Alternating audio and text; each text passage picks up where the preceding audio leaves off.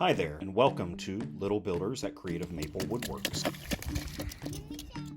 We have 3 incredibly active and spirited kiddos that we lovingly call our Little Builders. Our Little Builders love to create, draw, and make things, so we always try to do something fun and out of the ordinary on the weekends. Sometimes our projects are easy, some are more advanced. All of them are designed to engage, challenge, and inspire our little ones as they develop problem-solving skills. I thought it was time for my girls to have the first of what I imagined to be mini toolboxes. I was reminded of the toolbox I made with my grandfather when I was a little guy. It was sturdy, and it was big enough to hold all of my tools. I was so proud of that first toolbox. However, it was incredibly heavy, had a chunky handle that I could barely grip, and I could never seem to pick it up in the middle, so all of my tools ended up spilling on the floor. With those things in mind, I tried to anticipate how a toddler would grab the handle. The handle is centered and only spans a small section of the toolbox, so they are more likely to grab it near the center and hopefully keep all of the tools from spilling out. The entire project consists of 6 pieces. I start by laying them out as shown here. This helps the little builders understand how each piece fits and encourages them to figure out the puzzle on their own. I give them a little time to do this. This is an important step in the building process. Not only does giving them time to figure things out on their own develop their creativity, it also encourages them to overcome struggles and ask for help when needed. Our 4-year-old figured hers out quickly. The 3-year-old had a little more struggle and needed a little help. However, she was quite proud when she finally got it. After the dry run, we pulled the rubber bands off and started to glue. I let the little builders control where the glue went and just help squeeze the bottle. These fine motor skills are often overlooked. I am often surprised at the number of students who enter elementary school lacking basic scissor and gluing skills, both of which aid in the development of writing and fluency.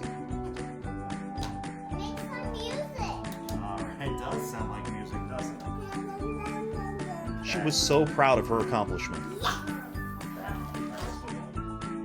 If anyone has any other ideas for little toolboxes, please leave them in the comments. Also, don't forget to subscribe and hit that bell for notifications.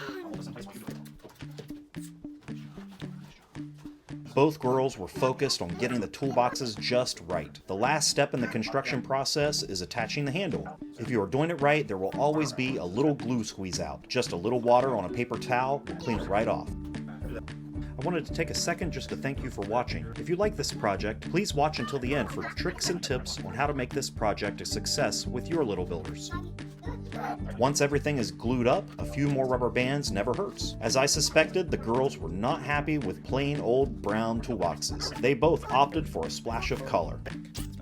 Paint away, kiddo. If you think this is something that you or someone you know might like, please hit that like button. If you decide to do something like this, just remember to go with the flow. Nothing ever goes as planned, and it can be a ton of fun if you don't take it too seriously. If you like this, don't forget to check out our website, CreativeMapleWoodworks.com, and also, I've included all of the tools that I used in this video in the description below. If you have any questions, please leave them in the comments. I'm happy to answer them.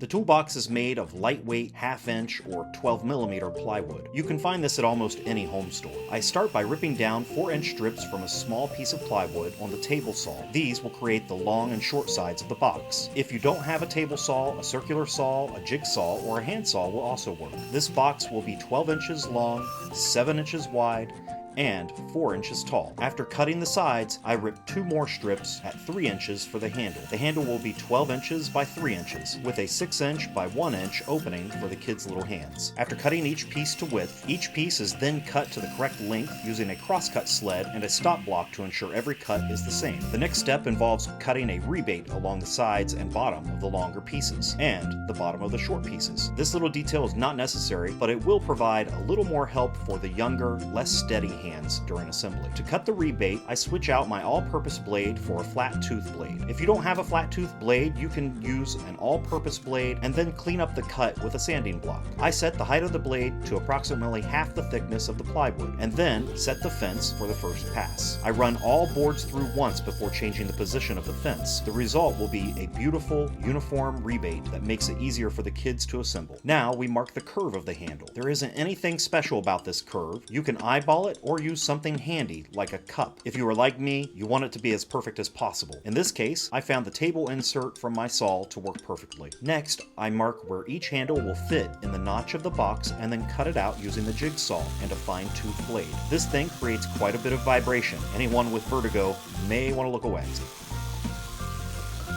Since this will be in the hands of my little builders, I take some extra time to sand down the edges and eliminate possible splinters. After sanding, I mark the position of the handle notch on each of the short sides and then cut it out using the crosscut sled on the table saw. Just a little tip, if you are cutting rebates and notches, it is best to sneak up on the correct height of the blade rather than being aggressive and trying to take it all at once. A little patience will result in a much cleaner cut and a better fit. Finally, it is time to cut the hole for the handle. This hole is 6 inches long and has a 1-inch opening. I use a 1-inch Forstner bit to drill the opening on each side of the handle. Here's another useful tip. To reduce tear out, plunge the Forstner bit through the wood until it is about ready to break through. The center guide will leave a small hole on the other side of the piece. This can be used to perfectly align your bit on the opposite side and achieve a flawless hole without tear out. To finish the handle, I turn to the jigsaw again. Let the vertigo resume. Each piece takes a pass through the router with a 1/4-inch roundover bit. This will ensure that there are no sharp edges that will hurt little hands. Now, just a light sanding with 120 and 220 grit paper on an orbital sander, and then they are ready for a coat of stain. For this, I'm using General Finishes oil-based gel stain. I'm sure the little builders will want to put their own colorful touches on the toolboxes, but this stain will serve as a good base. During this process, I'm careful to avoid any areas where the glue will need to adhere. We will be using glue to hold these boxes together. Wood glue is incredibly strong and will work perfectly for this project.